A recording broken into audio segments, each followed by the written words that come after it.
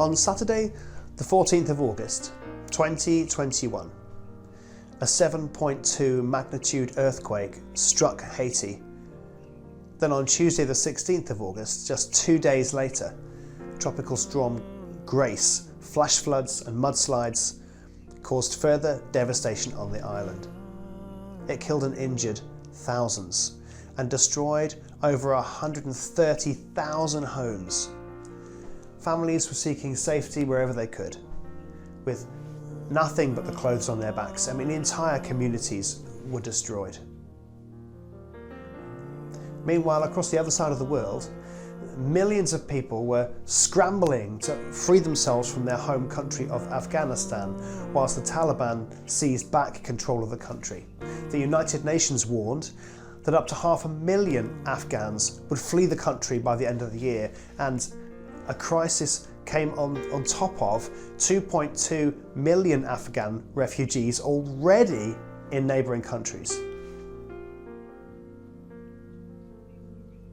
These stories of people groups on the move, forced to leave their homes because of prejudice and hatred and war and religion and poverty, they're not isolated incidents. From the largest faith group in the world, Christianity, we should in theory be the most empathetic to refugees and poverty than anyone. And yet so often, unless these things are happening right on our doorstep, we just carry on as if everything's okay. Our daily worries are like getting connected to the internet, or which TV subscription to have, or where our next holiday is going to come from. And these things crowd in around us and they blind us. Pretty soon we forget how much we have and where we've come from.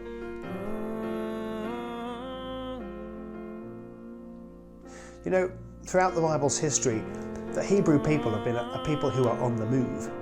Mostly, that's been against their will. After escaping famine and settling in Egypt, the whole nation became a nation of slaves. Eventually, thanks to Moses and Aaron, they escaped, they were delivered, and then they wandered in the desert for 40 years, searching for their home, not knowing where that was going to take them. Centuries later, once they'd come to rest in their homeland of Israel, the Hebrew people would be invaded, forced from their land again, living in exile under foreign rulers. Then, just before Jesus' birth, the Israelite people were back in their homeland and the Roman nation invaded. At the time of Jesus' birth, it became so dangerous to live as a Jewish boy in Israel that Mary and Joseph and their baby Jesus were forced to become refugees again to Egypt until it was safe to come home. You know, is it any wonder that when Jesus, the adult, is walking through the land and speaking about God's vision of how humanity could be, this old new Jesus culture, Luke records him saying this: God blesses the poor, yours is the kingdom of heaven. God blesses you who are hungry now, he will satisfy you. When you weep, God will bless you with laughter. And you're blessed by God when people hate you, reject you and insult you, and even when they call you evil because of me.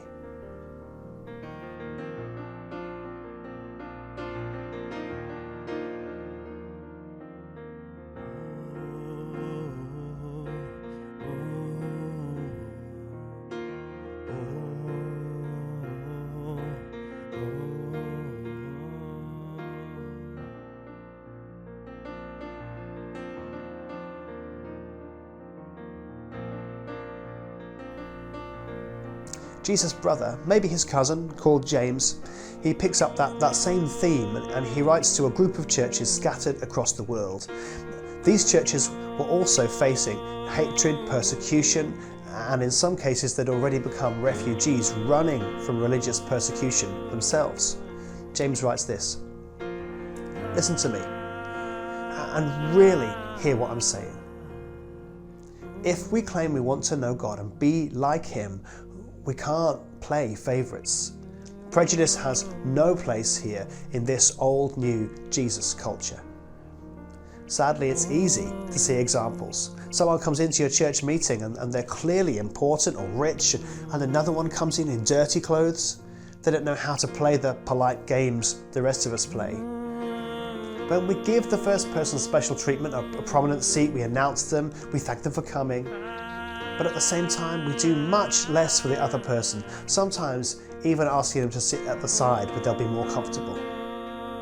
This prejudice shows that we're guided by money or power or position or prestige or fear.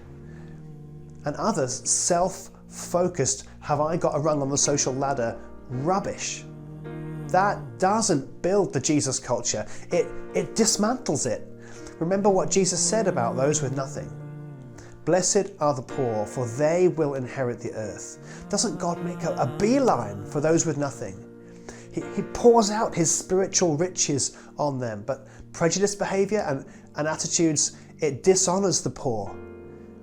It just confirms everything we don't want to say. It's so anti-God. All people the world over, no matter who they are or what they've done, are walking images of the divine God. See that image in their eyes and treat everyone equally. That's the culture that needs to come. That's the culture that allows those who are first to be last and those who are last to be first.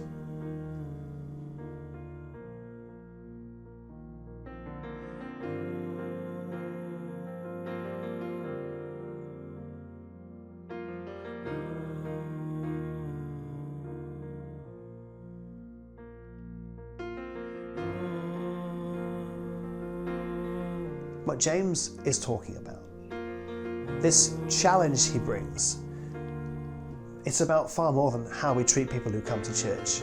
It's about how we see humanity, how we destroy inequality, how we destroy prejudice, how we destroy injustice. It's about the world we want to see, not about where to sit people or who to acknowledge in a church service. The problem is there are so many people to think about. There are too many displaced peoples, too many refugees, too many homeless people for us to solve the problem. But, to quote Baroness Caroline Cox, we can't do everything, but we must not do nothing.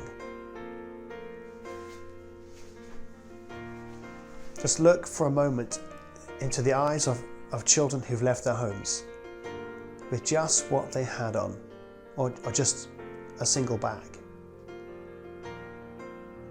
Imagine being face to face with them as they walk across a beach or over a hill or sit in their tent.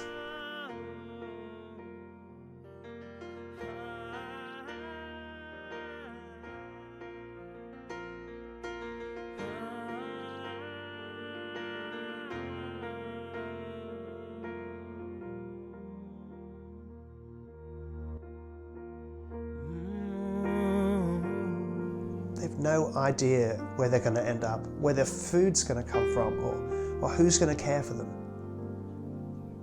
We can't do everything, but we must not do nothing. So what can you do? What power do you have? What resources do you have? What time or influence do you have? How can you pray? How can you give? How can you serve? How can you call for action? All people the world over, no matter who they are or what they've done, are walking images of the divine God.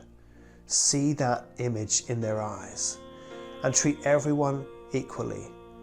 That's the culture that needs to come. That's the culture that allows those who are first to be last and those who are last to be first.